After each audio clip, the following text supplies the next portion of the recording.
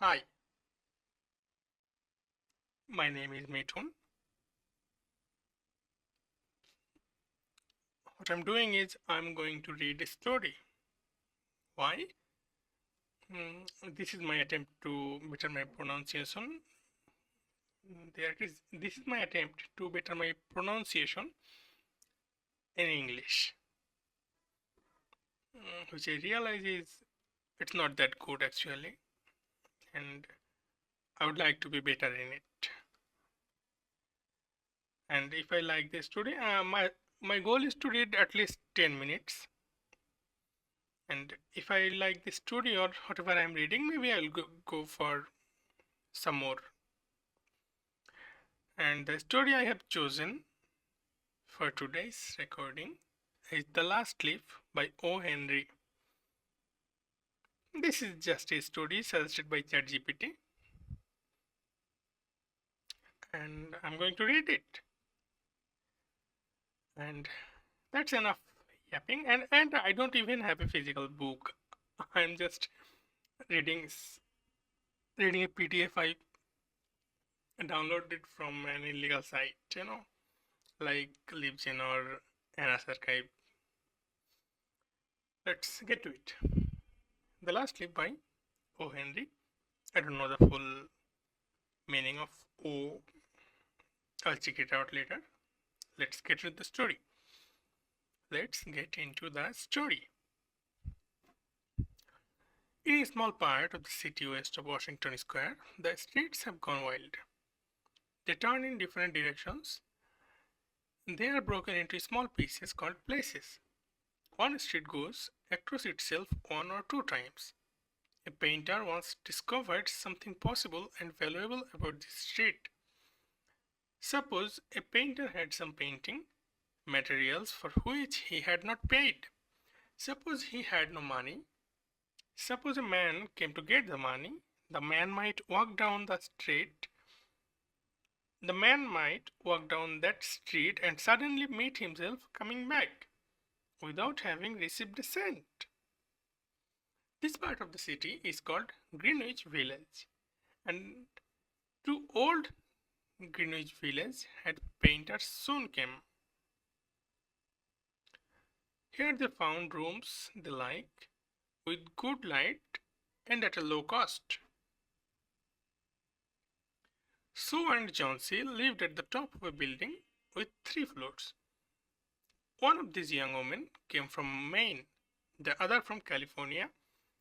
They had met at a restaurant on 8th Street. There they discovered that they liked the same kind of art, the same kind of food, and the same kind of clothes. So they decided to live and work together. That was in the spring. Toward winter, a cold stranger entered Greenwich Village. No one could see him. He walked around touching one person here and another there with his icy fingers. He was a bad sickness. Doctors called him pneumonia. On the east side of the city he hurried, touching many people, but in the narrow street of Greenwich Village he did not move so quickly. Mr. Pneumonia was not a nice old gentleman. A nice old gentleman would not hurt a weak little woman from California. But Mr. Pneumonia touched Johnsy with his cold fingers.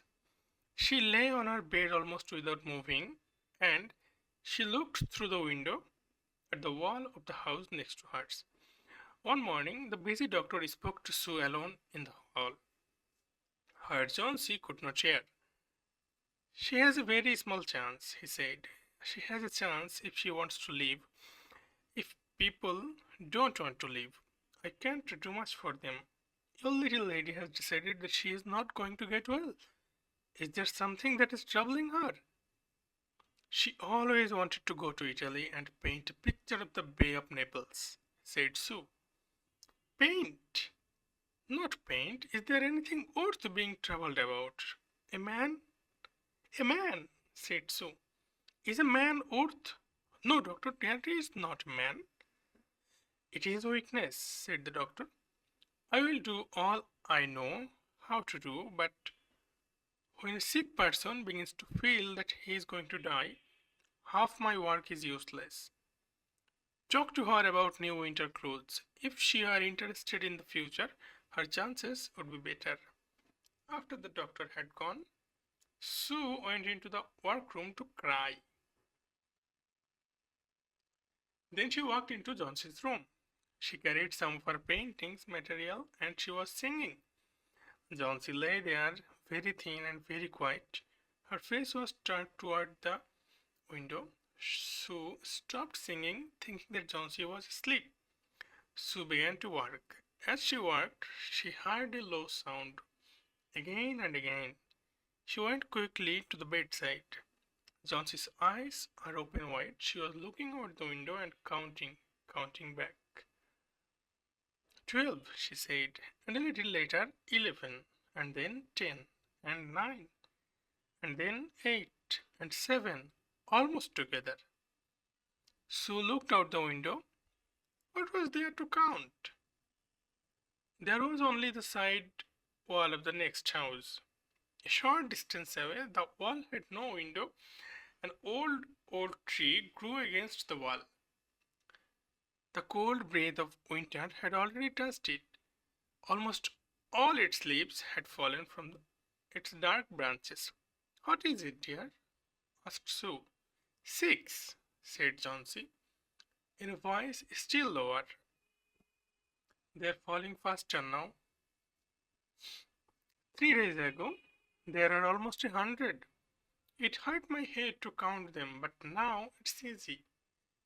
There goes another one. There are only 5 now. 5 what, dear? Tell you, Sue. Leaves on the tree. When the last one falls, I must go too. I have known that for 3 days. Didn't the doctor tell you? Oh, I never heard of such a thing, said Sue. It doesn't have any sense in it. What does an old tree have to do with you? Or with your getting well? And you used to love the tree so much. Don't be a little fool. The doctor told me your chances for getting well. He told me this morning. He said you had very good chances. Try to eat a little now, and then I'll go back to work. And then I can sell my picture, and then I can buy something more for you to eat to make you strong. You don't have to buy anything for me, said Jonesy. She still looked out the window. There goes another. No, I don't want anything to eat. Now there are 4. I want to see the last one fall before the night. Then I will go too. Jonesy, dear, said Sue, will you promise me to close your eyes and keep them closed? Will you promise not to look out the window until I finish working? I must have this picture ready tomorrow. I need the light. I can't cover the window. Couldn't you work in the other room? Asked Jonesy coldly. I would rather be here by you, said Sue, and I don't want you to look at those leaves. Tell me as soon as you have finished, said Jonesy. She closed her eyes and lay white and still. Because I want to see the last leaf fall. I have done enough waiting. I have done enough thinking. I want to go sailing down, like one of those leaves. Try to sleep, said Sue. I must call Behrman to come up here. I want to paint a man in this picture, and I will make him look like Behrman. I want to be gone a minute. Don't try to move till I come back. Old Behrman was a painter who lived on the first floor of their house. He was past 60. He had had no success as a painter. For 40 years he had painted without ever painting a good picture. He had always talked of painting a great picture, a masterpiece, but he had never yet started it. He got a little money by letting others paint pictures of him. He drank too much. He still talked of his great masterpiece, and he believed that it was his special duty to do everything possible to help Sue and Jonesy. Sue found him in his dark room, and she knew that he had been drinking. She could smell it. She told him about Johnsy and the leaves on the vine. She said that she was afraid that Johnsy would indeed sail down like the leaf. Her hold on the world was growing weaker.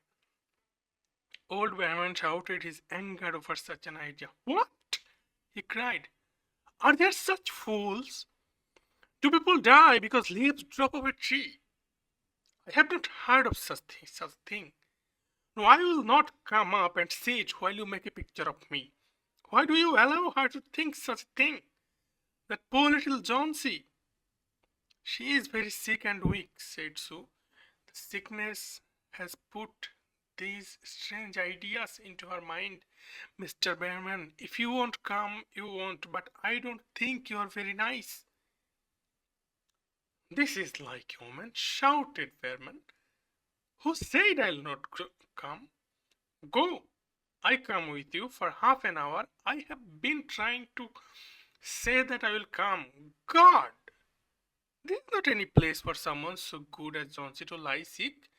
Some day I shall paint my masterpiece and we shall all go away from here. God, yes. Johnsy was sleeping when they went up. Sue covered the window and took Behrman into the other room. There they looked out the window fearfully at the tree. Then they looked at each other for a moment without speaking. A cold rain was falling with a little snow in it too. Behrman sat down and Sue began to paint. She worked through most of the night. In the morning, after an hour's sleep, she went to Johnsy's bedside. Johnsy, with wide open eyes, was looking toward the window. I want to see, she told Sue. Sue took the cover from the window, but after the beating rain and the wild wind that had not stopped through the whole night, there still was one leaf to be seen against the wall. It was the last on the tree. It was still dark green near the branch, but at the edges it was turning yellow with age. There it was, hanging from a branch nearly 20 feet above the ground. It is the last one, said Johnsy. I thought it would surely fall during the night. I heard the wind. It will fall today, and I shall die at the same time. Dear Johnsy, said Sue, think of me. If you won't think of yourself, what would I do? But Johnsy did not answer. The most lonely thing in the world is a soul when it is preparing to go on its far journey. The ties that held her to friendship and to earth are breaking, one by one. The days slowly passed. As it grew dark, they could still see the leaf hanging from its branch against the wall. And then, as the night came, the north wind began again to blow. The rain still beat against the windows. When it was light enough next morning, Johnsy again commanded that she be allowed to see. The leaf was still there. Johnsy lay for a long time looking at it, and then she called to Sue, who was cooking something for her to eat. I have been a bad girl, Sue, said Johnsy. Something has made that last leaf stay there to show me how bad I was. It is wrong to want to die. I'll try to eat now, but first bring me a looking glass so that I can see myself. Then I will sit up and watch you cook. An hour later she said, So, someday I hope to paint the Bay of Naples. The doctor came in the afternoon. She followed him into the hall outside Johnsy's room to talk to him. The chances are good, said the doctor. He took Sue's thin, shaking hand in his. Give her good care and she will get well. And now I must see another sick person in this house. His name is Behrman. A painter, I believe. Pneumonia, too. Mike is an old, weak man, and he is very ill. There is no hope for him. But we take him to the hospital today. We'll make it easy for him as we can. The next day, The doctor said to Sue, "She is safe. You have done it. Food and care now, that's all." And that afternoon, Sue came to the bed where Johnsy lay. She put one arm around her. "I have something to tell you," she said. "Mr. Berman died of pneumonia today in the hospital. He was ill only 2 days. Someone found him in the morning of the first day in his room. He was helpless with pain. His shoes and his clothes were wet and as cold as ice. Everyone wondered where he had been. The night had been so cold and wild. And then they found some things. There was a light that he had taken outside, and there were his materials for painting. There was paint, green paint, and yellow paint. And look out the window, dear. At the last leaf on the wall, didn't you wonder why it never moved when the wind was blowing? Oh my, dear, it is Berman's great masterpiece. He painted it there the night that the last leaf fell."